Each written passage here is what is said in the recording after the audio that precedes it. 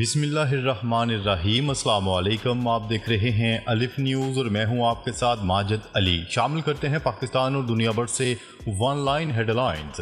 اسرائیلی فوج کا لبنان میں زمینی آپریشن شروع۔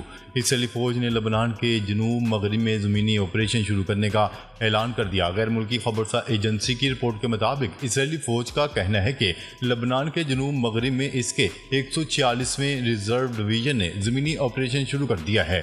اسرائیلی فوج کے مطابق گزشتہ روز سے جنوب مغربی لبنان میں حزب اللہ کے خلاف محدود مقامی اور ٹارگیٹڈ آپریشنز شروع کیے ہیں۔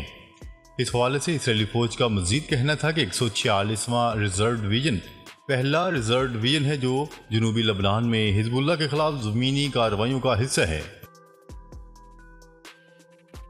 اسرائیل کی جانب سے ایران کے فوجی اڈوں پر حملوں کے منصوبے کا انکشاف۔ امریکی جریدے نیو یارک ٹائم نے اسرائیل کی جانب سے ایران کے فوجی اڈوں پر حملوں کا منصوبے کا انکشاف کرتے ہوئے اپنے ذرائع کے حوالے سے بتایا ہے کہ اسرائیل ایرانی انقلابی گارڈ کے اڈوں اور انٹیلیجنس مراکز پر حملے کرے گا۔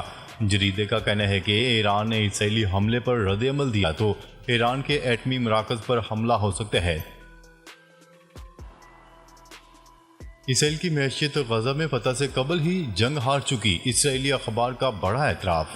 اسرائیلی اخبار نے بڑا اعتراف کرتے ہوئے کہا ہے کہ اسرائیل کی معیشت غزہ میں مکمل فتح سے قبل ہی جنگ ہار چکی ہے۔ تفصیلات کے مطابق غزہ شہر کو ملیہ میٹ کرنے اور امریکی مالی اور عسکری تعاون کے باوجود اسرائیل کو بھاری مالی نقصان کا سامنا کرنا پڑ رہا ہے اور جنگی اخراجات سے اسرائیلی معیشت بری طرح دباؤ کا شکار ہو چکی ہے۔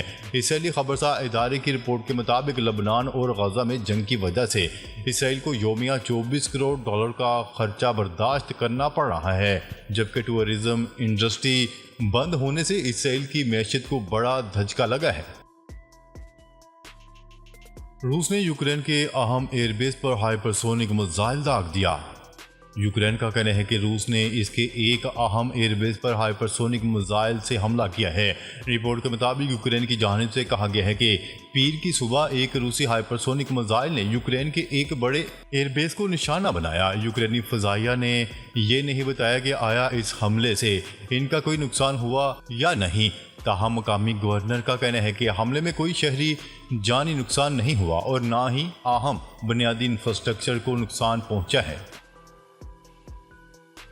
سابق اسرائیلی وزیر اعظم کا ایرانی جوہری پروگرام پر حملے کا مطالبہ۔ سابق اسرائیلی وزیر اعظم نفتالی بنیٹ نے اسرائیل سے ایرانی جوہری پروگرام پر حملوں کا مطالبہ کر دیا۔ اسرائیلی میڈیا کی رپورٹ کے مطابق نفتالی بنیٹ نے کہا ہے کہ پہلی بار ہمارے پاس خوفناک رد عمل کے خوف کے بغیر ایران پر حملے کی صلاحیت ہے۔ انہوں نے کہا ہے کہ یہ واحد موقع ہے جب ایرانی حکومت اور جوہری پروگرام کو نقصان پہنچانے کی قانونی حیثیت اور صلاحیت دونوں موجود ہیں۔ ایمانوئل میکرون اور نیتن یاہو کے درمیان لفظی جنگ چھڑ گئی۔ فرانس کے صدر ایمانوئل میکرون اور اسرائیلی وزیر اعظم نیتن یاہو کے درمیان لفظی گولہ باری۔ غیر ملکی خبرسا ادارے کی رپورٹ کے مطابق فرانسیسی صدر میکرون کا کہنا ہے کہ اگر ممالک جنگ بندی چاہتے ہیں تو اسرائیل کو ہتھیاروں کی سپلائی بند کر دیں۔ جنگ بندی کا مطالبہ کرنا اور ہتھیاروں کی فراہمی جاری رکھنا متضاد ہے۔ اسرائیلی وزیر اعظم نیتن یاہو نے اسرائیل پر اسلحے کی پابندی کے فرانسیسی صدر کے مطالبے کو تنقید کا نشانہ بنایا ہے۔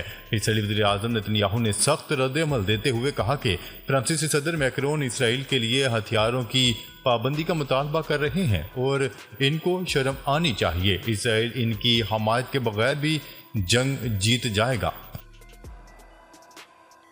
اسرائیلی زمینی کارروائی سے نہیں ڈرتے، میزائل حملے بڑھا رہے ہیں۔ ڈپٹی چیف حزب اللہ کا کہنا ہے کہ میزائل حملوں کا دائرہ بتدریج بڑھا رہے ہیں، اسرائیلی حملوں سے خوف زدہ نہیں ہے۔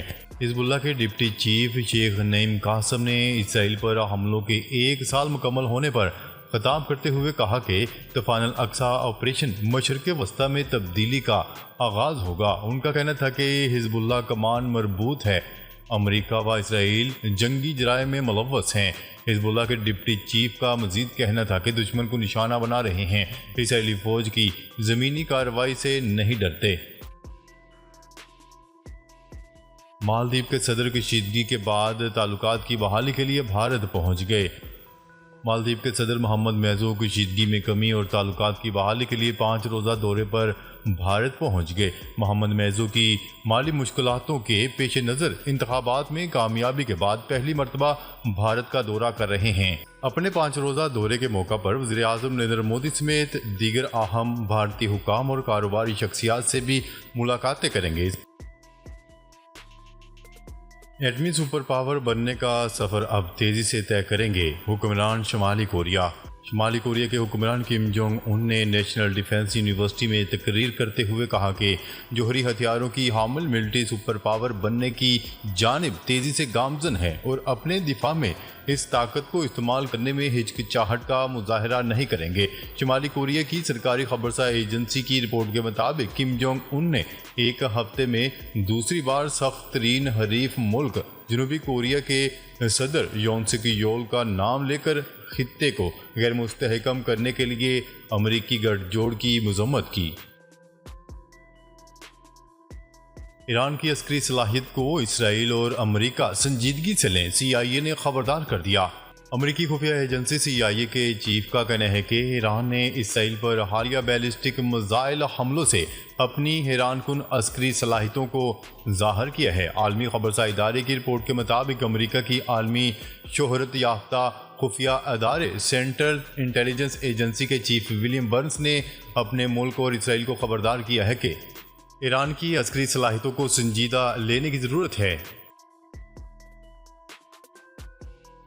ایتھنز میں فلسطین کے حق میں مظاہرہ، غزہ میں جنگ بندی کا مطالبہ۔ یونان کے دارالحکومت ایتھنز میں فلسطین کے حق میں مظاہرہ ہوا۔ ایتھنز یونان فلسطین کے لیے یونانی عوام سڑکوں پر نکل آئی۔ ایتھنز اور یونان کے دوسرے بڑے شہر تیسلونکی میں بڑے پیمانے پر احتجاجی مارچ ہوا۔ فلسطینی پرچم لہراتے ہوئے سینکڑوں یونانی مظاہرین غزہ میں جنگ کے فوری خاتمے کا مطالبہ کرتے ہوئے سڑکوں پر نکل آئے۔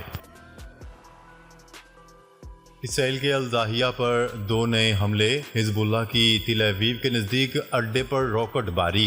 لبنان میں پیر اور منگل کی درمیانی شب بیروت کے جنوبی نواحی علاقے الضاحیہ کو 2 نئے حملوں کا نشانہ بنایا گیا۔ یہ بات لبنان میں سرکاری میڈیا کی قومی ایجنسی نے بتائی۔ اسرائیلی فوج نے حملے سے قبل مذکورہ علاقوں میں بعض عمارتوں کو خالی کرنے کی ہدایات بھی جاری کی تھیں۔ اسرائیلی فوج کے ترجمان نے ایکس پلیٹ فارم پر ایک پوسٹ میں لکھا کہ آپ لوگ حزب اللہ کے زیر انتظام تنصیبات اور مفادات کے قریب موجود ہیں۔ اسرائیلی دفاع کی فوج جلد ان کے خلاف کارروائی کرے گی۔ واشنگٹن کا اسرائیل پر بیروت ہوائی اڈے کو نشانہ نہ بنانے پر زور۔ امریکہ نے اسرائیل پر زور دیا ہے کہ وہ بیروت کے ہوائی اڈے یا اس تک لے جانے والے کسی راستے پر حملہ نہ کرے۔ یہ موقف ایسے وقت میں سامنے آیا جب اسرائیلی فوج لبنانی دارالحکومت کے جنوبی نواحی علاقے پر شدید حملے کر رہی ہے۔ امریکی وزارت خارجہ کے ترجمان میتھیو ملر نے ایک پریس کانفرنس میں کہا کہ ہمارے نزدیک ایک جگہ کے لیے بہت اہم ہے کہ نہ صرف اس کا ہوائی اڈا کھلا رہے بلکہ اس تک آنے والے راستے بھی کھلے رہیں۔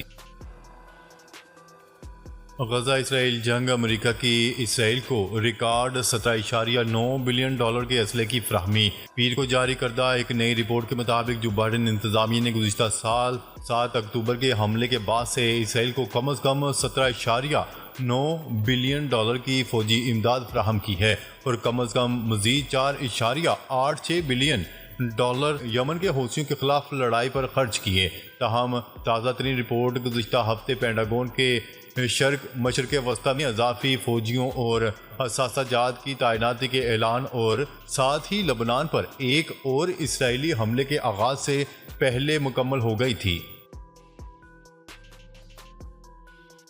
لبنان کسی سمندری محاصرے کا متحمل نہیں ہو سکتا۔ وزیر اقتصادیات۔ لبنان میں وزارت اقتصادیات نے باور کروایا ہے کہ ان کا ملک کسی بھی سمندری محاصرے کا متحمل نہیں ہوگا۔ یہ بیان اسرائیل کی جانب سے حزب اللہ کے خلاف نئی فوجی کارروائی شروع کرنے سے متعلق انتباہات کے بعد سامنے آیا ہے، جن میں کہا گیا تھا کہ اس بار کارروائی سمندر سے ہوگی۔ لبنانی وزیر اقتصادیات نے الحدیث سے گفتگو کرتے ہوئے کہا کہ حزب اللہ سمیت تمام لوگ سنجیدگی سے فائر بندی کی جانب دیکھ رہے ہیں۔ انہوں نے واضح کیا ہے کہ کسی بھی غیر ملک کو حق نہیں کہ وہ لبنان کے انجام کا تعین کرے۔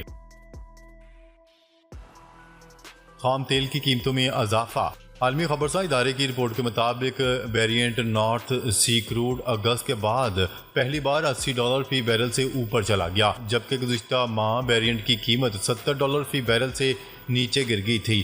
مشرق وسطی میں کشیدگی کے باعث گزشتہ ہفتے کے دوران تیل کی نئی قیمتوں میں 10% کا اضافہ ہوا۔ تجزیہ کاروں کا کہنا ہے کہ توقع ہے کہ عالمی مارکیٹ میں تیل پیدا کرنے والے ممالک کا گروپ اوپیک پیداوار میں کمی کے فیصلے کو واپس لے سکتا ہے۔ اکتوبر کے آخر تک انٹرنیٹ میں خلل اور سست روی ختم ہو جائے گی۔ P T A Pakistan telecommunication authority کا کہنا ہے کہ اکتوبر کے آخر تک انٹرنیٹ میں خلل اور سست روی ختم ہو جائے گی۔ پی ٹی اے کے ذرائع کے مطابق 20 اکتوبر تک ویب مینجمنٹ سسٹم کی تنصیب اور اپ گریڈیشن مکمل ہو جائے گی۔ WMS کی تنصیب سے انٹرنیٹ سسٹم پر حملے کو بھی روکا جا سکے گا۔